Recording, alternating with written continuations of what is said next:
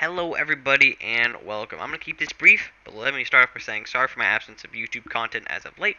There really hasn't been much to make videos about that other people haven't already made videos about, so I hadn't really had any real reason to make videos. But recently, I started playing with a man called Thrive Sphere, and a couple of his buddies in a PS4 group called the Forever Farms. Thrive has the most deep stone crypt completions in the entire world, and through his thousands of runs of Taniks the Abomination, he has concocted the ultimate Taniks Strat.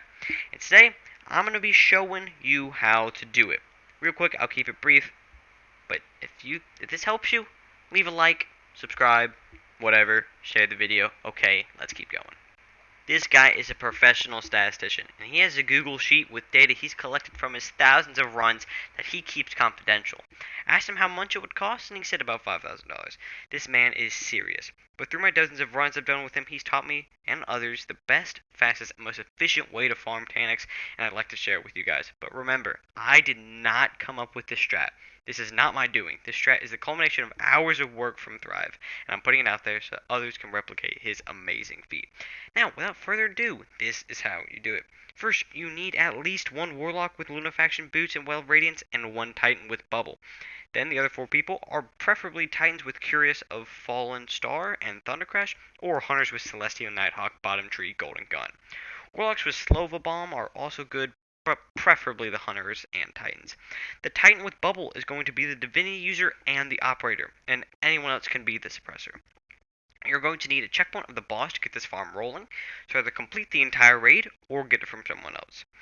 Get the checkpoint with the character you won't use. So in this example, let's say the player who is going to be the Bubble Titan is the leader of the group. They go and get the checkpoint on their Hunter.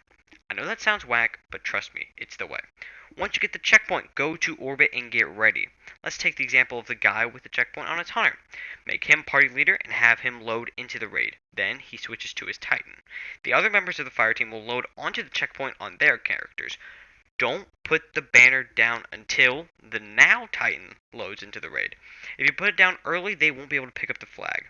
Now the person who switched their Titan joins in and rallies to the flag. Now it's loadout time. Everyone, except the person running Divinity, runs double slug shoddy with Anarchy. Preferably, you are going to want the God Roll Heritage, which is Reconstruction Recombination, and you want a God Roll First and Last Out, which has Vorpal on it. Here's my loadout, and it's close enough to what you want to have. The person with Divinity, obviously, uses Divinity. The rest is up to them. They can run a Fallen Guillotine to kill the captains easily, or whatever they want. In truth, they don't really matter. Now we start the encounter. Two people go to each area, and you put one Anarchy on each of the doors like this. If you put two that make a line, the enemies have a code which makes them walk around it.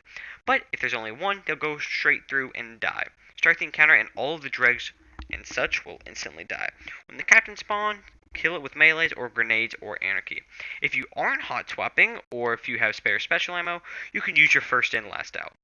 The reason you don't use your heritage is because if you have the recombination buff, every kill you get with the weapons other than heritage, you get a stack of recombination. This stacks to 10, and if you have a 10 times stack, you do double damage. You don't want to waste double damage on a captain, so use your other shotgun. Then the Vandals with the buffs will spawn. If you need to get one, go get it, and then find Taniks. Chances are he is on his way to either orange or spawn, so go over to him. When he starts his hula dance, put two Anarchies on the boss. Don't put one on the ground, it actually lowers the damage. Once all the balls drop, pick them up. This is where you can change the strat a bit. When I'm with Thrive, we don't call out where we're dunking the balls because A, it wastes time, and B, we don't need to. If you're looking at your minimap or with your eyes, you can see where other people are going. If he goes to spawn and your teammates are already going to 5, 4, and 3 with the balls, you need to go to 6. It's pretty easy. But if you want, you can call out where you're going. It doesn't really matter. That's what the ball runners do. If you were a suppressor, normally you would wait to stun Taniks until two people are saved from the red balls, but in this case, you don't. Put one Anarchy on the boss and run under all of the drones. This will stun them quickly. While this may mean someone gets stuck in one of the red balls, it doesn't matter. Go over to the person who just got stuck and wait for them to die. Pick up his ball and drop it into one of the bins. To quote Thrive, better to risk one person dying than to risk the entire team dying. Once all the balls are in the bin, go to this rock. When Taniks spawns in the middle, you have 13 seconds until he starts DPS. Count to 10, then pop the bubble. Once Tank spawns in the middle, jump into the ring and damage him. A key to this damage phase is to not use your damage supers until the very end. This may seem stupid, but trust me. Put 2 Anarchies on the boss and wait for the Divinity and Well to show up and start shooting your guns. It really depends on how good your rolls are and how good you are for the most optimal DPS strat. But if you have stacks of recombination on your heritage, it will do more damage than a Vorpal first and last out, but a Vorpal first and last out has more base damage than the heritage. If you don't have a Vorpal first and last out, your heritage does more damage, so just shoot your heritage over and over again. If you do have Vorpal weapon, use your first couple of shots of the heritage, then switch to your first and last out. Now, another thing you can do is hot swapping, but it can be a little difficult, and you can still one phase them without the hot swap. But if you want to know how to, here's how you do it.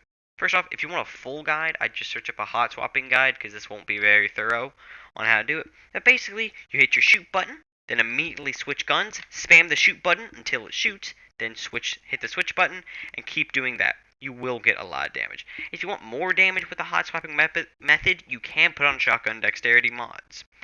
To get a 3 pulse, you need to get to the M in Abomination, then the A in Taniks. When you first get pushed out, make sure you run back into the bubble, but the second time you get pushed out, it won't be there. Let's say you're on the 3rd pulse of damage and you're about to hit this line. When you hit it, Divinity person keeps shooting, and all of the damage supers go off. When you hit the line, someone's going to say supers, and everyone puts or slams their damage supers. So let's say, for example, the 2 Hunters pop Celestial, shoot him in the Divinity. The 2 Titans with their Thunder Crash, smack him in the face. If you do this correctly, i.e. all the Celestial Nighthawks and Thunder Crash go off, you should instantly kill him before he is able to teleport and complete the encounter. Once this happens, the leader in the beginning switches to their Hunter, and everyone joins them in orbit. Then you rinse and repeat. These runs, if done well, take about 6 minutes each, including the loading time. You can do about 6 to 9 in an hour if you're doing this well. That's about 50 spoils an hour. A great spoil farm, and even better completion farm. This is a great farm if you're looking to show off to your clanmates or your friends. If you would like to change something about this farm to suit you and your clan, feel free, but know that this is the fastest way. I don't make these videos for views, I make them to help other people, so please do share this with your clan. If you want a full raid guide on Deepstone Crypt, I'm considering it, but it is a massive undertaking because of the excessive amount of glitches in this raid. But for now, I'll go back to farming this raid, and I'll see you guys in the next one. If you want to see a full run, just watch this until the end. And like I said, see you guys later. Bye. Okay, now you can put it down, by the way.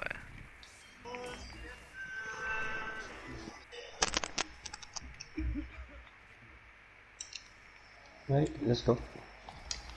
Rally on, rally off. Oh my gosh.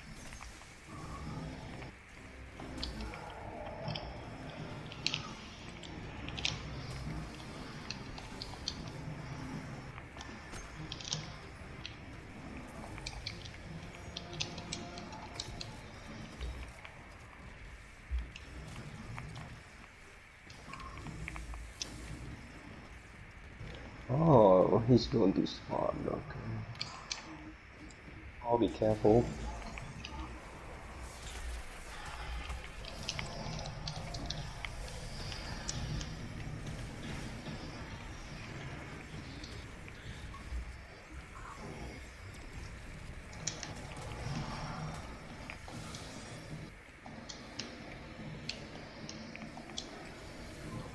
Suppressed. He's suppressed.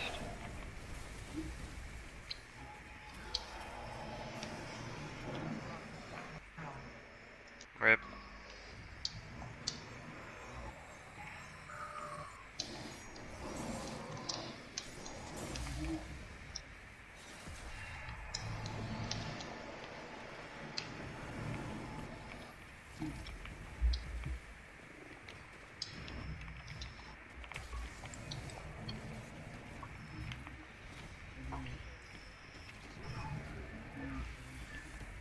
About 350.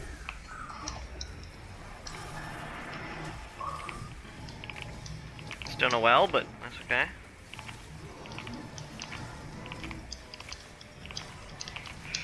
You and your bloody song.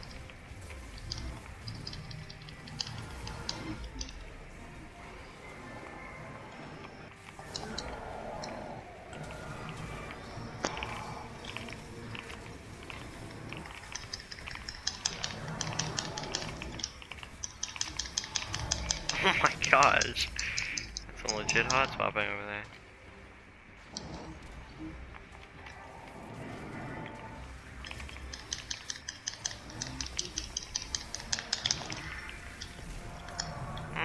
Not bad. Oh, he's still alive.